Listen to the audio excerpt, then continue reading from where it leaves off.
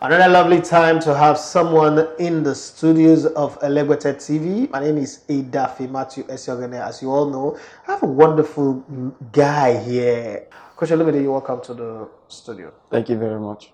Some gentleman came to meet me, Latif Badmos. He was the head of, he's the director of football at Click Sports Academy. So he What came. team? Click Sports Academy, Click Okay. Sports. Yeah. So he came to me and said, "Look, we want you to coach our team." It's like, I'm coaching this team. He said, "We really want you to coach our team." I said, "Okay, I'll see you after now." I went to Dosu Joseph. I told him. Somebody approached me. He said, "Speak to them now. It might be your first job." I said, "Okay." So we spoke and they said, "Yeah, we want you to coach our team. We have a team of, we do some school programs in some very good schools, blah, blah, blah. You will have a lot of control to develop yourself while you're developing the team." Okay. It looks interesting, a new challenge. I've been in West Hollywood for 5 years, It's time for a new environment. So I told the boss and he was like, "Yeah, you can take it." We didn't discuss salaries. At the end of the month, I started January 6, 2014 at Oroshoki. At the end of the month, Where were you staying? I was staying in Songwater, Ogun State. You're coming to Oroshoki to Yes. coach. I remember my first day of training. I got there at 6 a.m. and it was 7 o'clock, and the players stayed in a camp and they were still sleeping. And I spoke to the man on the phone. The director was like, "I'm on the field." It's like, "Time is 7 o'clock." I said, "Yes, now it's 6:15. It's 7, but they have to be at the field at maybe 6:30. You don't get to the field at 7 for 7 o'clock training. No. Is that how it is around here?" So this has to change. I was like, "Okay, we'll try and get there." So I was waiting for everybody and I told them, like, "Look, this is the first day we are meeting, but I want to make a mark in this job. You people have to join me or we can work together." So it was the first day and they got to understand, like, "Look, this is the direction that I'm going to. Discipline is it's not something that we consider. It's how I think life should be, to be on time." So we started working, and at the end of the month, they gave me 10 grand, 10,000. Wait, $10,000 No, 10,000 naira for 1 full month. for 1 full month. That's not up to 1,000 naira a day. No, that's like 300 naira a day. Nigerian families have this custom of you have to bring your first salary. I did mine. Yeah, so my parents were waiting for me on a Saturday morning after Friday. I got really late on Friday from training. So they were like, I said, "I got my first salary." I was like, "Okay." It was in an envelope. And I had spent 500 on the return journey back home. So it was 9,500 left. So I gave it to my dad. He looked at it, he counted it, and he said, "This is 9,500. I said, "Yes." He said, "Is this your salary or this is our share in your salary?" I said, "This is everything." I could feel the indignation. Yeah. And my mother is someone that's very straightforward. She tells you how it is. That's my mother. She looks. You know where you are with my mother. Yeah, she doesn't. She wants to slap you, it comes. Straightforward. I call her a rainbow because she's very direct. She looks at me and says, "Young man, we sent you to school. You're a graduate. You go to service, you come back, and you're earning 9,500. I said, "It's 10 grand. No, he says 9,500. This is what is here. You need to think." And my father is a little bit different, philosophical. He says, "Yes, your mother says think about your life. Think about it. If this is what you want to do, then you have to be the best at it." He said that to me. Because I wish I had anybody tell me that. Yeah, he told me that. He says, if this is what you want to do. That's fueling your engine. Yeah. If this is what you want to do, this money can't feed your family eventually. It can't even take care of you yourself. It can't even take you for 1 month to training. You need to do something else. I said I would work on it. Then after that, he spoke to me later and said, "How do you even improve yourself as a coach? How do you earn more as a coach?" I said, "Well, maybe I have to get a certificate." He said, "How?" I said, "NIS." He said, "Okay." I did some saving during NYSC because I was collecting state money and federal allowance and school allowance. The school was giving us 1,000 a month, so I could buy the form. So I bought the form And then I spoke to, I'm the last in my family, so I have a lot of siblings. Yeah. I was a little bit fortunate to have them to say, look, I've bought a form to be a coach. I know you guys supported me in university, but this is another school entirely. Will you support me? And they said, okay, let's help you out. They gave me some money to pay like half of the fees. And so I started NIS. So I was in NIS and I was coaching Westerlo, and I was also still coaching Click Click Sports. Sports. Because Westerlo was in transition. They had not gotten a new coach, even though the boss wanted me to move to somewhere else to have Yeah, the but they still need experience. to They have a still, coach yeah. before you leave them completely. So I was still going to Jodubega, then later MFM Prayer City, then Westerlo in Oworoshoki, then back to Surulere. And I was still on 10,000. It was almost impossible. I I couldn't go back at that time because I didn't have enough to show immediately that I was worth more than that. Even I know in my heart that, yeah, but it's not about my heart. It's about football. It's about what you can. The reality Yeah, that this bring is to the it. table. So I knew I had to show them. You were never discouraged. No, I wasn't. I wasn't. One of my sisters traveled abroad, and she called me on the phone and she said, there's this thing, people are buying phones. There's a new iPhone. It was iPhone 4 at that time, I think. Said, should I buy one for you? I was a young man. iPhone is, if you don't have an iPhone, it's like, It's the Intel. it's like, are you alive? You understand? I was like, wow. However, hold on. How much is the iPhone? He said maybe 350 or something at that time. Jackpot! Not thousand naira, dollars.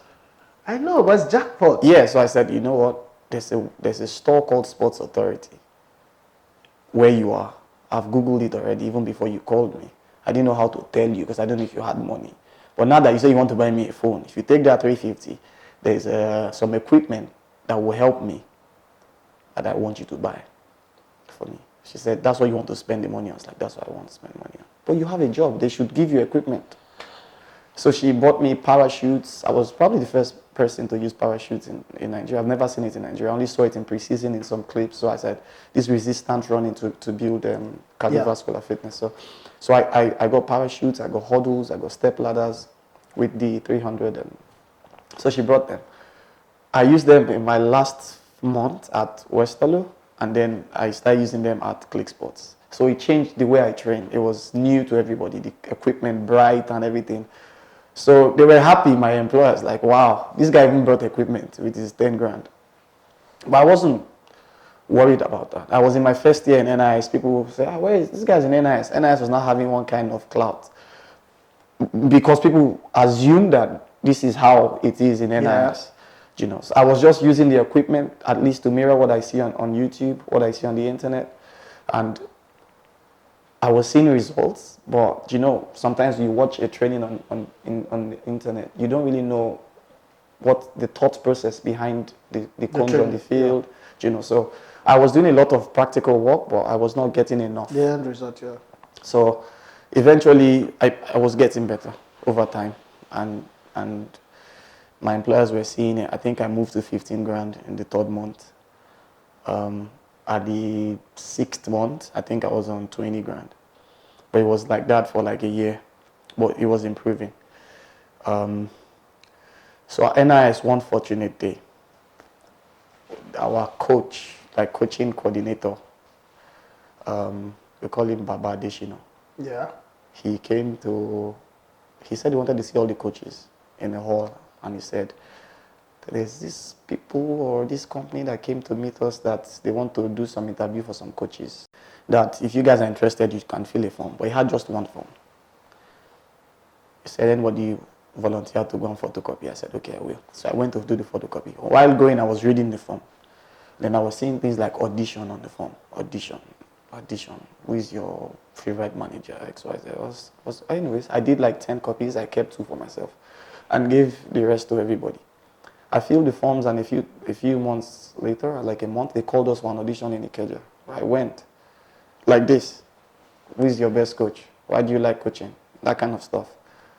And then the next month, they sent a text that they wanted to come to my house to do a backstory.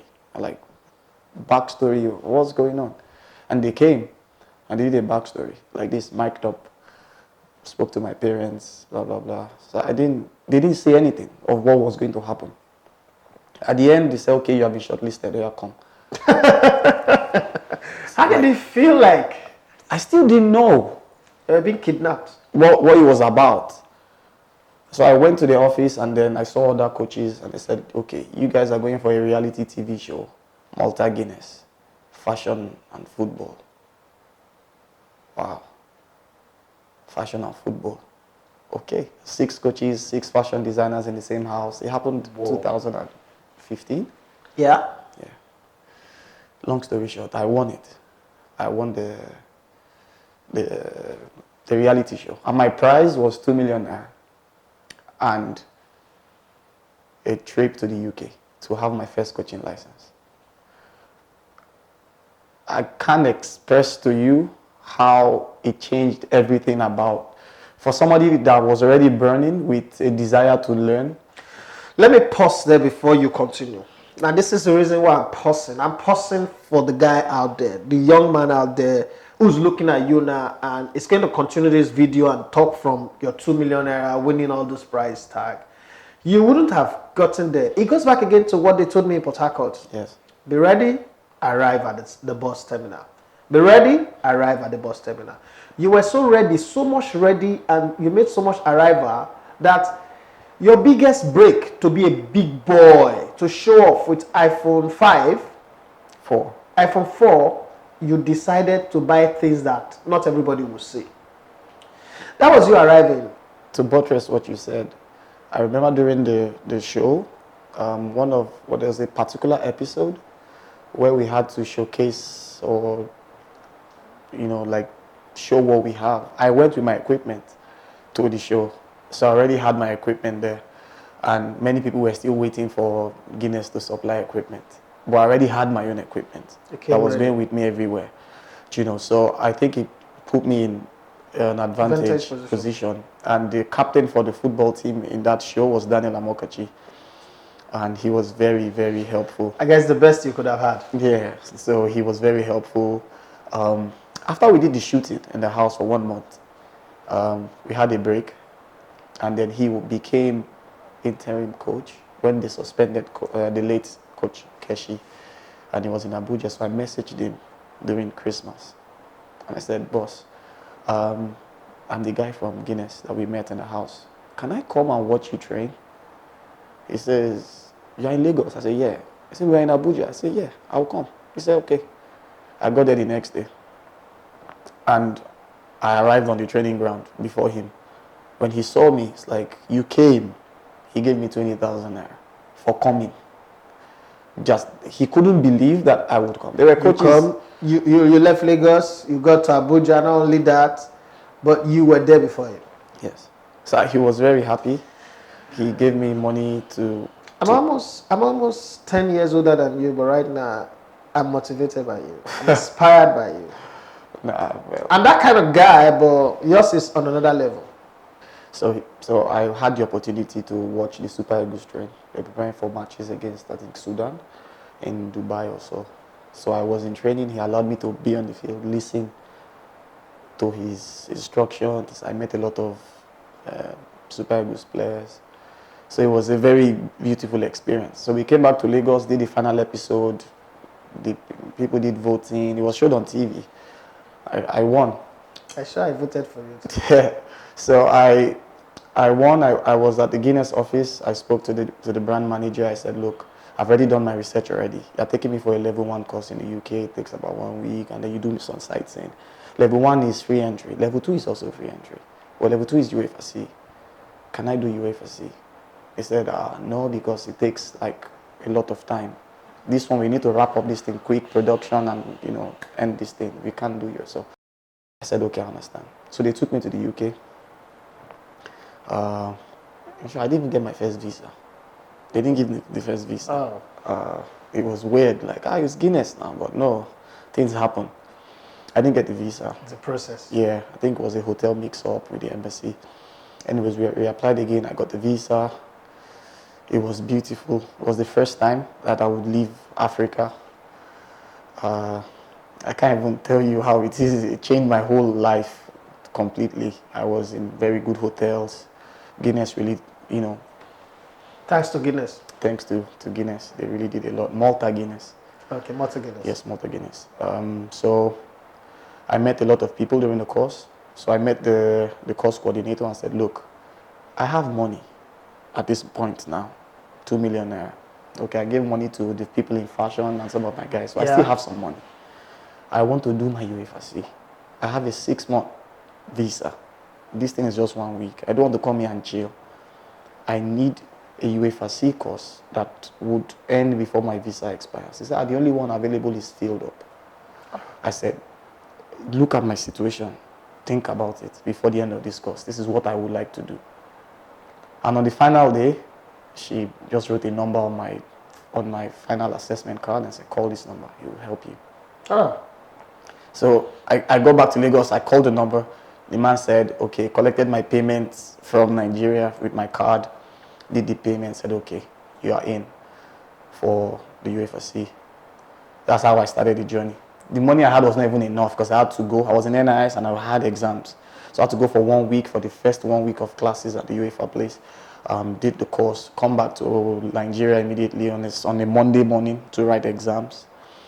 And then go back after the exams to do the internship. I was doing my internship at Guinness. Took me to Charlton Athletic just to stadium visit. I met the CEO, Catherine May, at that time, and then I exchanged business cards. I had a business card at that time as head of youth development for Click Sports, and then I had a number, so I messaged her, look, I'm coming to the UK. Can I have internship at your club, real life in a professional club? She says, that Nigerian coach. Okay, no problem. So she hooked me up with Steve Ivory, the head of the academy. Yeah. So while I was doing my course, because we had space in between where you had to go and walk, instead of coming back to Nigeria, I stayed in the UK. I stayed in the house of the camera guy when Guinness took me. We became friends. So he just said, well, whenever you're in the UK. So I stayed with his family for 2 months. It's like I didn't pay hotel fees. It was life-saving. You've earned it, man. Yes, so I was working at Charlton every day, going there, seeing everybody. Ajibolade Lukman was still under 17 then. And I saw these things. I became better in, bringing theory and practical together. Yeah. And everything. I'm a Chelsea supporter, kind of. So I visit Stamford Bridge. I met the head of Adidas at that time. Got some equipment for my players in Nigeria. I'm somebody that if I'm somewhere, I try to leverage on the relationships. It's the greatest thing you can ever do in life. So leveraging. So I'm in the same room with the CEO of the club. Why not talk about internship? So that's how. And when I was working at Charlton, Charlie Otway was there, was the Sunderland assistant coach. So that's massive experience, man. So these guys know football. They are in the deep end. They can tell you stuff. You can ask questions. Basil Nkwocha was a Nigerian at Charlton there too. I met him there, was coaching. So I met a lot of people.